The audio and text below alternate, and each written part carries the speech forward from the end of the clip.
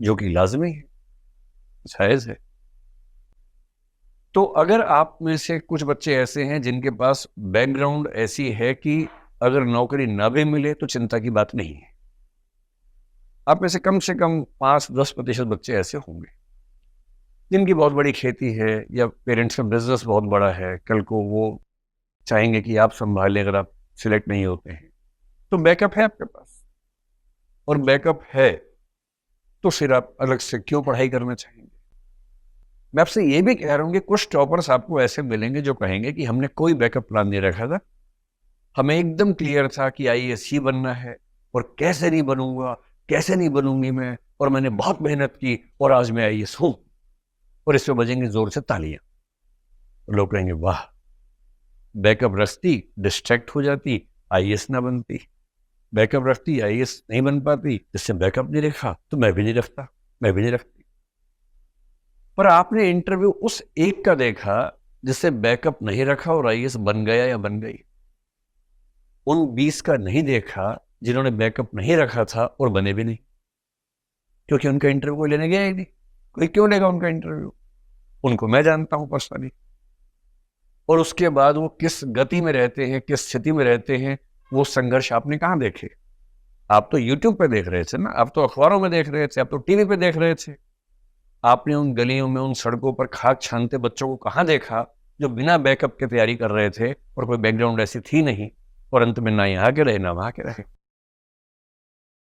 इसलिए जब भी कोई इंटरव्यू देखो, हमेशा ध्यान रखो कि ये एक सैंपल है, ये एकमात्र सैंपल नहीं है, ये बहुत सारे सैंपल्स में से एक सैंपल है। तो मेरी आप सबसे गुजारिश है कि बैकअप प्लान जरूर रखना है। और बैकअप प्लान क्या हो सकता है? पहली बात तो आईएएस की तैयारी करने वालों से मैं कहता हूं कि स्टेट का पीएससी या पीसीएस एक बैकअप प्लान है आपके लिए। फिर स्टेट में भी लोअर सबऑर्डिनेट के भी एग्जाम होते हैं, जिसको जैसे उत्तर प्रदेश में आरओ बोलते हैं, रिव्यू ऑफिसर बोलते हैं, यहाँ भी उसका कुछ और नाम चलता होगा। तो पीएससी की तैयारी करके कई एग्जाम्स ऐसे हैं जो अपने आप तैयार हो जाते हैं आपके, वो भी एक बैकअप ऑप्शन है। लेकिन पीएससी की तैयारी के साथ जो दो सबसे अच्छे बैकअप ऑप्शंस मैं समझ पाता हूं, एक ये है कि लगे हाथ एलएलबी कर लीजिए या तो, और या फिर किसी एक विषय में, क्योंकि पीएससी में वैकल्पिक विषय अब नहीं होता है, यूपीएससी में तो होता है। तो हम यूपीएससी में कहते हैं कि आपका जो ऑप्शनल सब्जेक्ट है आप उसी में मास्टर्स कर लीजिए, एमए कर लीजिए। और एमए आपको पता है उत्तर भारत में कैसे होता है, एमए मतलब एमए। जब आप एमए कर लेंगे किसी विषय में तो आपके सामने बड़ा अच्छा ऑप्शन खुलता है टीचिंग का, स्कूल में या कॉलेज में।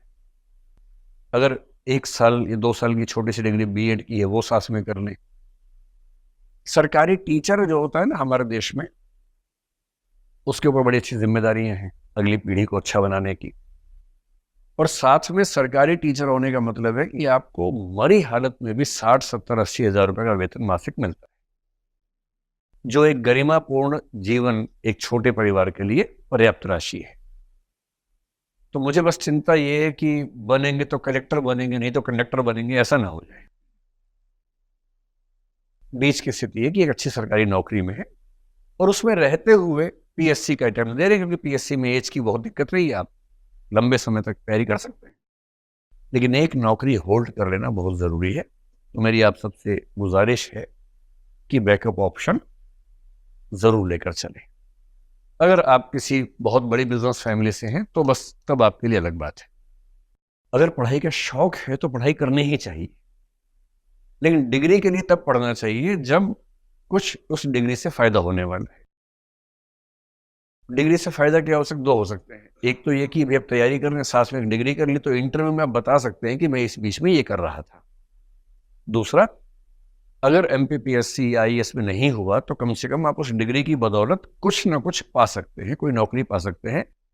एमपीपीएससी नहीं हुआ, आईएएस नहीं हुआ, तो कम से कम एक गरिमापूर्ण जीवन तो मिले, डिग्निफाइड लाइफ तो मिले, जरूरी है।